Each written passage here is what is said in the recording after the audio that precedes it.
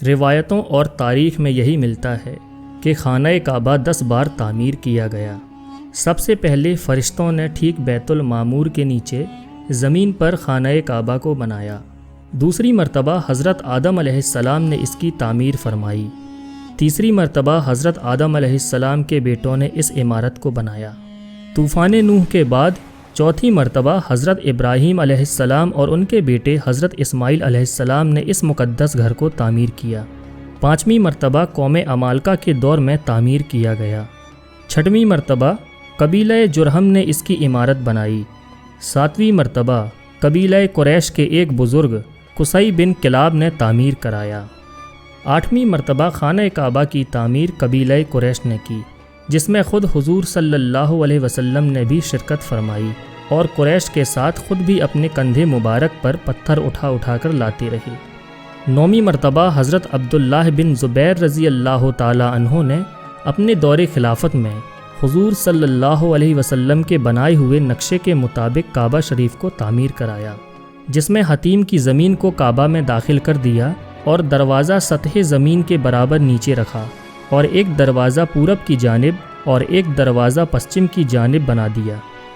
10ویں مرتبہ عبد الملک بن مروان کے ظالم گورنر حجاج بن یوسف نے حضرت عبداللہ بن جبیر رضی اللہ تعالی عنہ کو شہید کر دیا اور ان کے بنائے ہوئے کعبہ کو ڈھا دیا۔ پھر زمانہ جاہلیت کے نقشے کے مطابق کعبہ بنا دیا، جو آج تک موجود ہے۔ چلیے اب ہم جانتے ہیں کہ حضور صلی اللہ علیہ وسلم کے دور میں خانہ کعبہ کی تعمیر کیسے ہوئی اور اس میں حجر اسود کیسے رکھا گیا۔ جب حضور صلی اللہ علیہ وسلم کی عمر مبارک 35 سال کی ہوئی تو زوردار بارش سے حرم کعبہ میں ایسا عظیم سیلاب آ گیا کہ کعبہ کی دیوار بالکل ڈھہ گئی۔ حضرت ابراہیم علیہ السلام اور حضرت اسماعیل علیہ السلام کا بنایا ہوا کعبہ بہت ہی پرانا ہو چکا تھا۔ عمالقہ، قبیلہ جرہم اور قصی وغیرہ اپنے اپنے وقتوں میں اس کعبے کی تعمیر و مرمت کرتے رہے، مگر عمارت گہرائی میں تھی، اس لیے پہاڑیوں سے برسات کے پانی کا بہاؤ زوردار دھارا بن کر وادی مکہ سے ہو کر گزرتی تھی، اور اسی وجہ سے اکثر حرم کعبہ میں سیلاب آ جاتا تھا۔ کعبہ کی حفاظت کے لیے اوپری حصے میں قریش نے کئی بند بھی بنائے تھے، مگر وہ بند بار بار ٹوٹ جاتے تھے، اس لیے قبیلہ قریش نے یہ طے کیا عمارت کو ڈھا کر پھر سے کعبہ کی ایک مضبوط عمارت بنائی جائے جس کا دروازہ بلند ہو اور چھت بھی ہو۔ چنانچہ قبیلہ قریش نے مل جل کر کعبہ کی تعمیر کا کام شروع کر دیا۔ اس تعمیر میں حضور صلی اللہ علیہ وسلم بھی شامل ہوئے۔ سرداران قریش کے ساتھ پتھر اٹھا اٹھا کر لاتے رہے۔ مختلف قبیلوں نے کعبہ کی تعمیر کے لیے مختلف حصے آپس میں تقسیم کر لیے۔ جب عمارت حجر اسود تک پہنچ گئی تو قبیلوں میں سخت جھگڑا شروع ہو گیا۔ ہر قبیلہ یہی چاہتا تھا کہ ہم ہی حجر اسود کو اٹھا کر دیوار میں نصب کریں تاکہ ہمارے قبیلے کے لیے یہ فخر و اعزاز کا سبب بن جائے۔ اسی کشمکش میں 4 دن گزر گئے اور یہاں تک نوبت پہنچ گئی کہ تلواریں نکل آئی۔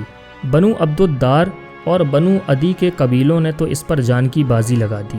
زمانہ جاہلیت کے دستور کے مطابق اپنی قسموں کو مضبوط کرنے کے لیے ایک پیالے میں خون بھر کر اپنی انگلیاں اس میں ڈبو کر چاٹ لی۔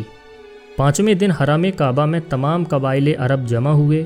اس جھگڑے کو طے کرنے کے لیے ایک بوڑھے شخص نے رائے پیش کی کہ کل جو شخص صبح سویرے سب سے پہلے حرم کعبہ میں داخل ہوگا اس کی بات مان لیا جائے، اور وہ جو فیصلہ کر دے سب اس کو تسلیم کر لیں۔ چنانچہ سب نے یہ بات مان لی۔ پھر جب صبح ہوئی تو لوگوں نے دیکھا کہ صبح کو جو شخص حرم کعبہ میں داخل ہوا وہ کوئی اور نہیں بلکہ حضور رحمت عالم صلی اللہ علیہ وسلم تھے۔ آپ صلی اللہ علیہ وسلم کو دیکھتے ہی سب پکار اٹھے کہ واللہ یہ امین ہیں، لہٰذا ہم سب ان کے فیصلے پر راضی ہیں۔ آپ صلی اللہ علیہ وسلم نے اس جھگڑے کو اس طرح ختم کیا کہ پہلے آپ نے یہ حکم دیا کہ جس قبیلے کے لوگ حجر اسود کو اس کے مقام پر رکھنا چاہتے ہیں تو وہ لوگ اپنا ایک ایک سردار چن لیں۔ چنانچہ ہر قبیلے والوں نے اپنا اپنا سردار چن لیا۔ پھر حضور صلی اللہ علیہ وسلم نے اپنی چادر مبارک کو بچھا کر حجر اسود کو اس پر رکھا اور سرداروں کو حکم دیا کہ سب لوگ اس چادر کو تھام کر اس مقدس پتھر کو اٹھائیں۔ چنانچہ سب سرداروں نے چادر کو اٹھایا۔